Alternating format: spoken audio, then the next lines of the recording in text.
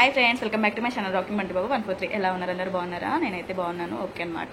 ఇంకా కుట్టికి అయితే ఇప్పుడు ఫీవర్ తగ్గిపోయింది, అలాగే చంపగడ్డలు కూడా నొప్పి తగ్గిపోయింది. లోపల మేబీ ఉండొచ్చు, కొంచెం ఉంటాయి కదా 21 days దాకా, అట్లా లోపల అయితే ఉండొచ్చు. ఇంకా ఇప్పుడైతే కుట్టి ఓకే అనమాట. కానీ కొంచెం ఫుడ్ ఏం సరిగా తీసుకోవట్లేదు, అంత హుషారుగా లేదనమాట.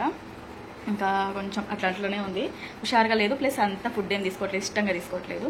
కొంచెం ఎట్లా అనిపిస్తుంది బట్ట? ఓకేనా? ఇంకా చెప్పాను కదా, బంటికి కూడా అనమాట ఫుల్ ఫీవర్. ఒకటేసారి ఎందుకో చూస్తే చాలా ఫీవర్ వచ్చింది, కానీ చూస్తే బంటికి కూడా వచ్చేసినాయి అనమాట. ఇంకా బంటికి కూడా సిరప్స్ వాడుతున్నా, బంటి సిరప్స్ వాడుతున్నా కదా 2 days నుంచి. కొంచెం ఓకే, ఫీవర్ బంటికి ఏం లేదు. ఇక వాడికి పెయిన్ ఫస్ట్ రోజు చెప్పినా, దాని తర్వాత పెయిన్ అని ఏం చెప్పట్లేదు అనమాట. వాడికి ఓకే అనమాట. ఇంకా ఇద్దరైతే ఓకే. చాలా మంది చాలా మటుకు అందరూ అక్క సేఫ్గా ఉండండి, పిల్లలకి దిష్టి తాకింది కావచ్చు, దిష్టి తీసేయండి అని చెప్పి చాలా మంది పెట్టారు. Thank you so much. అందరు మా గురించి ఇంత కేర్ తీసుకుంటున్నందుకు నాకు చాలా హ్యాపీగా ఉంది. ఇదిగో బంటి వచ్చింది. బంటి హాయ్ చెప్పు. హాయ్. నేను నొప్పి పోయిందా చెప్పు. దెబ్బ నొప్పి చూపిస్తున్నాడు వాడు. దెబ్బ నొప్పి కూడా పోయింది. ఇంకా వాడికి దెబ్బ నొప్పి పోయింది, ఇంకా వాడికి దెబ్బది నొప్పి పోయింది, అలాగే ఇవి కూడా పోయినాయి. ఫీవర్లో పోయింది. ఇప్పుడు కొంచెం హుషారు ఉన్నారనమాట. అంటే వాడు హుషారుగానే ఉన్నాడు. మన కుట్టి కొంచెం కోలుకోవట్లేదు, అంటే బాగా అల్లరి చేసేది కాస్త తగ్గిపోయింది అనమాట, నార్మల్గా ఉంది. ఇంకా చాలా మంది అయితే టేక్ కేర్ అని పెడుతున్నారు, పిల్లలకి దిష్టి తాకిందని అంటున్నారు. నిజంగానే అట్లనే అనిపిస్తుంది చూస్తే, ఎందుకంటే ముగ్గురికి ఒకటేసారి అయింది. అసలు ఇంట్లో ఎంత హుషారుగా ఉండే పిల్లలకి ఒకటేసారి అట్లయితే ఎంత బాధ అనిపిస్తుంది అసలు. మనసులో పట్టదు అనమాట. ఇదంతా సైలెంట్ అయిపోయింది.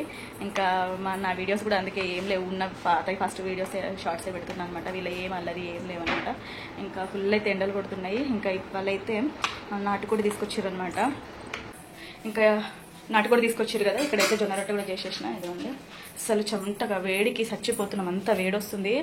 ఎన్నిసార్లు ఫేస్ తుడుచుకున్నాను, అన్నిసార్లు ఇట్లా మొత్తం కిచెన్ రూమ్లో అయితే వేడితోటి మీతో మాట్లాడుతున్నా. ఇది చెమట గారిపోతుంది ఇక్కడ నుంచి. ఇంకా నాటుకోడి తీసుకొచ్చారు కదా, దీన్ని కూడా వండాలి. కుక్కర్లో వేయనా మరి మామూలుగా వండనా? ఇంకా అడగలేదు, అడిగితే నాకు అడిగి చేసేస్తాను. అవునా? అయితే కుక్కర్లోనే వండేయాలి కావచ్చు. కుక్కర్ అయితే తీసి పెట్టిండ్రు. ఇంకా నాటుకోడి అయితే వండలేదు, వండేస్తున్నా. రైస్ కూడా పెట్టేసిన. ఇదిగోండి, రైస్ కూడా అయింది, కనిపిస్తుందా? రైస్ కూడా అయింది. ఇంకా కర్రీ అయితే వండేస్తున్నా. చాలా మటుకైతే చాలా మంది అయితే టేక్ కేర్ అక్క, పిల్లలు జాగ్రత్త, ఇది పెట్టండి అది పెట్టండి చాలా మంది సజెషన్స్ ఇస్తున్నారు. చాలా థ్యాంక్ యూ. ఇప్పుడైతే ఇద్దరికైతే క్యూర్ అయిందనమాట. బంటి ఓకే, కానీ మన కుట్టి కొంచెం ఇంకా ఇక్కడైతే కర్రీ వండేస్తున్నా. అసలు ఘోరంగా ఉండలేకపోతున్నాం వంటలను అయితే. చేసేసిన ఇంకా చికెన్ అయితే వేసేసుకున్నా. అదేంది ఇగో చికెన్ వేస్తా ఉంటే అనుకోకుండా కాదండి. ఇంకొక ఏమండి అసలు ఏం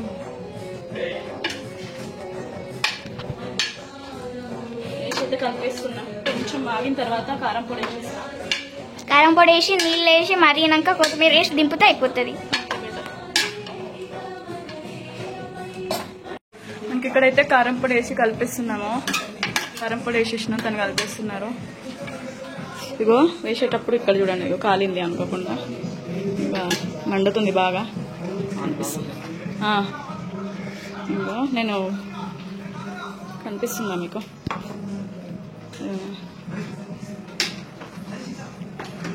నేను లోపల చికెన్ వేసేటప్పుడు ఇదిగోండి ఇక్కడ సైడ్కి కాలింది, బాగా మండుతుంది. అందుకే ఇంకా తన కారం పొడి వేసి కలిపేస్తున్నారు. అలాగే వాటర్ కూడా పోసేసి విజిల్స్ ఒక 5 విజిల్స్ రానిస్తే అయిపోతుంది. ఇంకా ఇవ్వండి. ఇంక ఇక్కడ చికెన్ కర్రీ అయితే అయిపోయింది. పైనుంచి ధనియా పొడి వేసేస్తున్నారు. ధనియా పొడి వేసేసి అలాగే కొత్తిమీర వేస్తే అయిపోతుంది. ఇంకా కొత్తిమీర కూడా వేసేస్తున్నారు. స్టవ్ అయితే ఆఫ్ చేసేసినారు. ఉన్న వేడితోటే మంచిగా అయిపోతుంది కదా. కలిపేసి మంచిగా ఉడికిపోయినాయి ముక్కలు కూడా.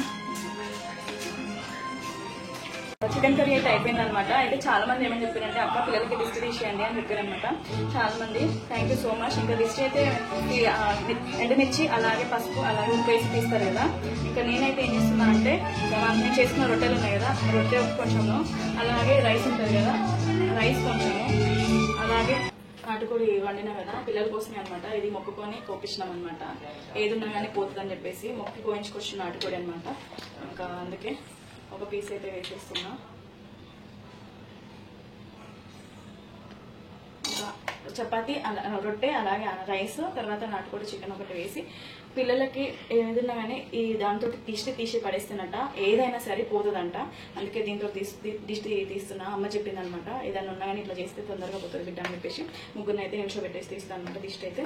మీరు కూడా పిల్లలకి ఎప్పుడైనా కానీ ఇట్లా అయితే అనమాట ఇట్లా తీసేయండి. మళ్ళీ సండే రోజు చేస్తే ఇంకా తొందరగా పోతుందంట. అందుకే వాళ్ళు సండే కదా, వాళ్ళకైతే దిష్టి తీసేస్తున్నా. ఇంకా ఇక్కడైతే ముగ్గురికి అయితే దిష్టి తీసేస్తున్నా అనమాట.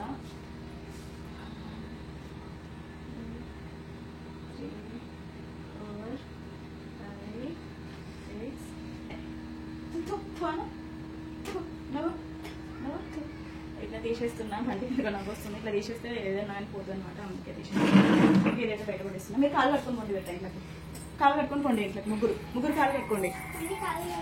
చూడు బాగుందా చికెన్. సపా ఉంటే ఉప్పు వేసుకుంటావా? ఇక నా ఉప్పు ఇగో చేస్తా. నువ్వు తినిపో. అక్కడ పోయి ఎందుకు పో తినిపో. కోడిది ఎగ్గు రాదా? దాని లోపల ఎగ్స్ ఉంటాయి కదా అవే.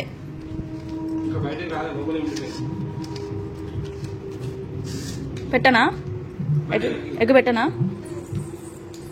సూప్తోని నాటుకోడి కదా బెట్ట. దాంట్లో ఎగ్స్ వచ్చినాయి. దాంట్లో కట్ చేయిస్తే కుట్టికి తినిపిస్తున్నా. ఇప్పుడు నాన్నమ్మ వాళ్ళ ఇంట్లో కోళ్ళు ఎగ్స్ పెడతలేవా? కాకు కాదు, హెన్ను కావచ్చు.